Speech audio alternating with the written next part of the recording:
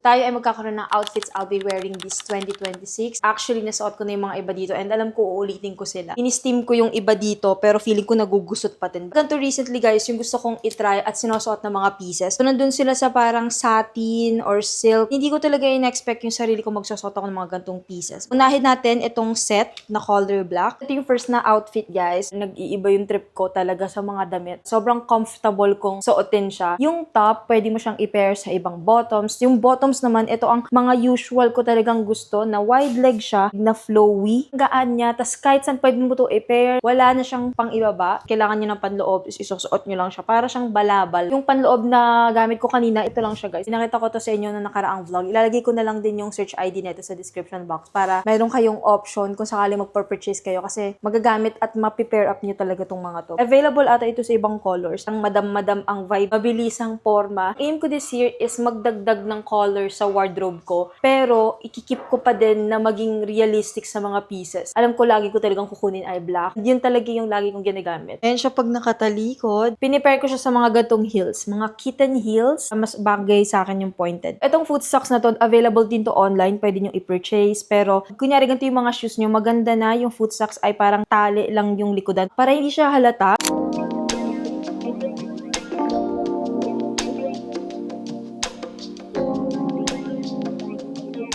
Ito na yung next outfit. Same bottoms lang siya. Pinagkaiba lang is top. Para siyang satin. Very flowy. Natatali siya sa likod. Natatali din siya dito sa harap para magkaroon ng shape. Low cut siya ng konti. And hindi ako nag-aalala sa mga gantong tops. Kasi wala naman ako masyado dyan sa area na yan. Ang cute ng sleeves niya. Dahil parang pabel. Gaan nung tela niya. Nice din neto guys. Dahil yung gantong detail sa likod na may parang tali. Nagdadagdag siya ng shape. Kumuha lang ako ng brown na option. Kasi meron din akong satin na skirt na brown. Elegant niya tignan. Kailangan niyo talaga itong i-steam. Actually, itong black at itong brown, in-steam ko kanina. Pero, ayan, nag-accumulate na agad siya ng gusot.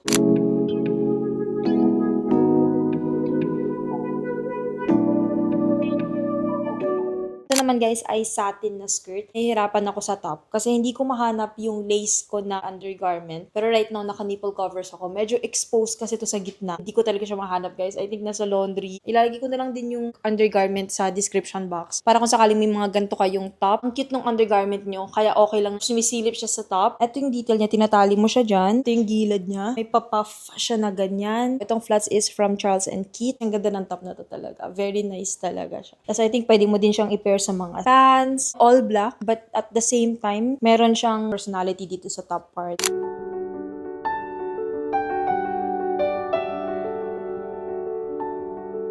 Ito ang ating next outfit. Isa sa mga go-to ko recently na outfit. Very put together niya. So, nandun siya sa corporate key na outfit. Nahihiligan ko yung mga gantong pants. Sinusuot ko to pagka iikot lang, gagala lang, ganyan. Walang need kailangang picturean. Hindi siya photoshoot day. Kasi alam niyo naman, medyo OA yung ibang mga photoshoot day na mga outfits. Bigay na bigay, naka-boots, ganyan. Ilalagay ko yung link nato sa description box. Ito ang isa sa mga favorite ko na long-fitted tee. Papakita ko iba kong mga nakuha trousers. Wait. Itong isang color blue, linen pants talaga yung name niya. Itong isa kasi hindi ko sure kung linen pants. Pero kasi, ang difference nilang dalawa, ito, makikita nyo, siya ay color blue lang. Ito kasing suot ko, meron siyang mga line-line, like stripes siya. Mga bagong dating lang sa akin. Slacks or trousers, color brown, beige, na may mga stripes. Mas makapal yung stripes niya na white. Textured pants lang siya. Kita nyo ba yung texture niya? Ipapakita ko yung itsura ng mga to. Pero, ipipair ko lang guys sa black long tee kasi mas realistic na yun talaga yung sinusuot ko. Hindi natin siya sa style ng blazer kasi hindi ko naman yung pinupormahan sa labas. Sinamahan ko ng bag. Pakita ko pa to sa susunod ng mga vlogs eh. Meron akong mga bagong bags na nakuha. Ito naman yung next nating outfit. Sinuot ko to nung pumunta kami sa Tagaytay kasama yung family ko. Tapos sabi ni Angel, nagulat siya sa suot ko na parang pag ganito na nga siya talaga, parang medyo formal na siya. Hindi siya yung restricting na formal na outfit. Sobrang komportable ko pag suot-suot ko to. So maghanap lang talaga kayo ng tamang pieces. Kasi hindi sila lahat parang boxy na parang hirap-hirap kang gumalaw. Ito sobrang komportable ko. Parang kaya kong mag-rides sa gantong outfit. Available siya sa ibang kulay. Meron ata na itong color black. Pinipigilan ko yung sarili kong bumili ng color black kasi alam ko nag-hoard na naman ako ng different colors ng same pants. Gusto ko munang talagang gamit na gamit ko talaga siya bago ako kumuha ng black.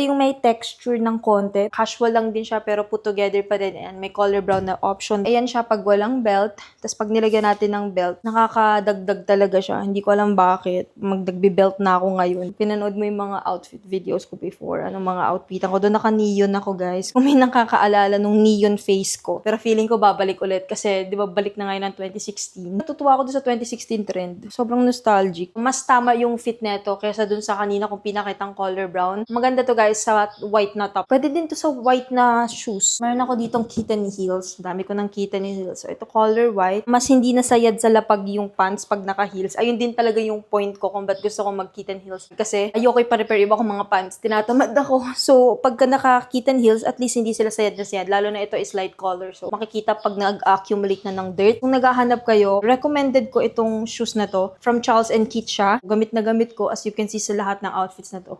Parang ito yung ginagamit ko. Next nating pants. Medyo malaki din yung fit neto sa akin. Naka-black kitten heels ako, guys. Yung idea talaga ng outfit na to is trousers and black tee. Mostly, sinusuot ko recently. Sana mahanap ko yung link neto. Itatry kong hanapin. Tapos ilalagay ko, guys, sa description box. So, pwede nyong i-avail. Gamit na gamit ko siya. As in, ang ganda talaga ng top na to. And as you can see, na-prepare up ko siya sa ibang mga pants. And maganda siya tingnan sa trousers. Yung next ko na mga ipapakita, guys, is medyo malayo na sa style na to. Balik na tayo sa streetwear or street style na mga fits. Isa sa mga uso ngayon, actually. Isa to sa mga gusto ko talagang style, ang street style. Bago kong nakuha to both, pantaas ay sportswear talaga siya. Hindi siya halata, di ba? Para lang siyang tank top. Ang ganda ng fabric niya, guys. May built-in padding siya. May support. Ito din yung aim ko this year, magsuot ng mga sleeveless na mga tops. Gusto ko lang i-gain yung confidence ko sa sleeveless tops. Parang hindi ko talaga siya nakahiligan. Nakatupi na talaga yung baba niya. Medyo malaki lang talaga siya sa akin. Mga kinukuha ko ng pants lately is mid or low waist. Mababa talaga yan. Pinipair ko to ng boots. Nandito na din tayo ulit sa era ko na sobrang hilig ko sa boots. Ang hilig ko talaga sa boots before. Tapos yung boots ko is from Urban Revivo na nasira. So sobrang gamit ko. Ayan ang gusto kong i-try this year. Yung parang plain top, tas naka-boots, tas magandang pants. Comfortable din naman tong boots na to. Bago ko lang din to na kuha at sinastyle recently. Comfortable siya kahit medyo mataas yung heels niya. Ang boots na nakuha ko kasi before is combat boots ba ang tawag dun. Basta pabilog. Ito kasi pointed tas with heels. Last na vlog, kung may nanood nung haul na part, nagpakita ako ng color gray ko na faux fur. Ito guys ay faux fur, not real fur. Hindi ako kukuha ng real fur. Ini-imagine ko pupunta lang ng airport. Ito ang jacket ko. Sobrang comfortable, para kami kumot. Ito yung OA na i-add ko dito sa streetwear na to. Ngayon hindi to realistic kasi hindi malamig sa Pinas, guys. Pero sinuot ko to one time. Pinost ko na actually sa Instagram. Lambot niya talaga, as in. May minamanifest ako. So nagkikip ako ng gato sa closet ko. Huwag na kayong na bakit siya may ganyan? Hindi naman malamig sa Pinas. Ba't iba tayo ng trip sa buhay at meron akong minamanifest. Gusto kong may mga gantong pieces akong ikikip for now. Bagay dito sa long dresses. Umiikot lang ang panahon kasi nagkaroon din ako ng era na sobrang hilig ko sa puffer jackets. Ang problem ko doon is crop sila lahat. Ito kasi medyo may length na siya. Mas nagiging proportion siya sa outfit. Yung mga nakaraan ko kasi nakuha, ganito sila kaiikli. Crop talaga na mga puffer jackets. Ito medyo mahaba na. Pwede mong i-close to Meron siya ditong mini na hook. Kung naka-close na, hindi nyo halata.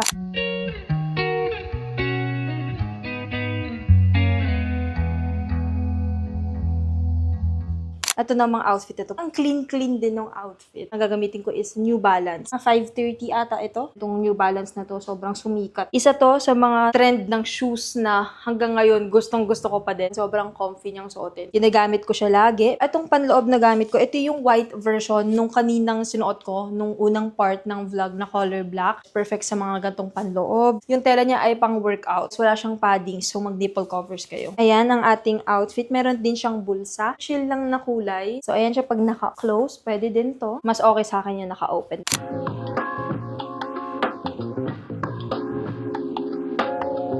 Itong next outfit, yung pants lang talaga yung papakita ko. Pagka pupormahan ko talaga to, naka-jacket ako. Ang totoo ay, sobrang init dahil tanghali ako nag-film. Pag nag-jacket ako, pawis-pawis talaga ako. So, ito lang siya. Actually, pwede siyang pantulog eh. I like it kasi hindi siya ganong kakapal. Para talaga siyang texture ng kumot. Gusto kong ipakita at isabay itong mga tops na to. Ngayon lang ako kumuha ng gatong piece. Gusto ko talaga siyang itry this year. Pero hindi ko pa siya nasa stylan. So, let's see. Kaya isisingit ko lang siya right now. Graduate na ako dito dati. Yung mga outfits ko, crop top top lang or tube top lang tapos naka long sleeve ako na cover up. Pero kumuha ako ng ganito kasi itatry ko siyang naka-close. Like parang oversized long sleeve outfit. Pero hindi ko pa rin siya nasa style. Ito yung mga ibang i-attempt ko na outfits. Isa sa mga favorite categories ko, I think. But ito ay mga dresses. Ilan lang to sa mga nakuha ko recently na I don't think na napakita ko sa mga vlogs. Pero na-post ko to sa Instagram, guys. Black dresses ang ipapakita ko. Unahin natin itong suot-suot ko. Gustong-gusto din nila ng dresses. Ito ang mga trip niya, mga Sunday dresses talaga. Ito yung first ever dress na kinuha ko na hindi ko pa sure kung babagay sa akin. Kasi parang dati nag-try ako mag-dress. Hindi ko talaga siya natripan. Nung nag-retry ako, kumuha ako ng panibagong dress. Natripan ko siya at nagbagay siya sa akin. Okay yung fit niya. Nag-try lang ako and umokay naman. So ito, mini dress lang siya. Cute ng design, guys. Parang mga little flowers. Tamang-tama lang yung length niya. Gustong-gusto ko. Medyo kita yung armpits dito, guys. Hindi ko alam anong tawag sa cut na to. Maikli yung sa shoulders niya banda. Ito lang yung vibe ng dress na parang Sunday breakfast lang siya. Ito, guys, nawala sa isip ko na yung design nila ay parehas. Pero literal, guys, parehas lang sila. Ang pinagkaiba lang ay yung cut ng sleeve. So ito naman, may long sleeve ako na option.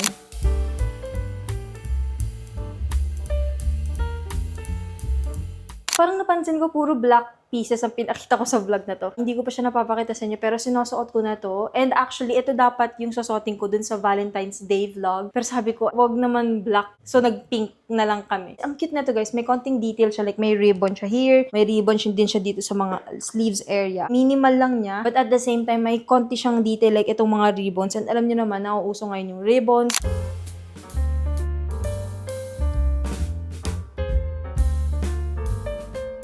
Ito yung last dress. First few days ng January, isa sa mga una kong pinicturan at sinuot na outfit. Naniniwala ako, guys, sa bilog-bilog. Mag-New Year na, bilog-bilog, pare, no? Blessings. Sobrang high quality ng fabric na to, guys. Sinizipper siya sa likodan. Hindi ko nga ine-expect na maaabot ko, eh. Sabi ko, hindi ko ito masasama. Kanina pa ako nagsizipper ng likodan. Isa to sa mga gandang-ganda akong dress talaga. Maganda din to sa heels. May lace siya dito. Elegant vibe na dress to. Pwede kayong mag-dinner date sa gantong outfit.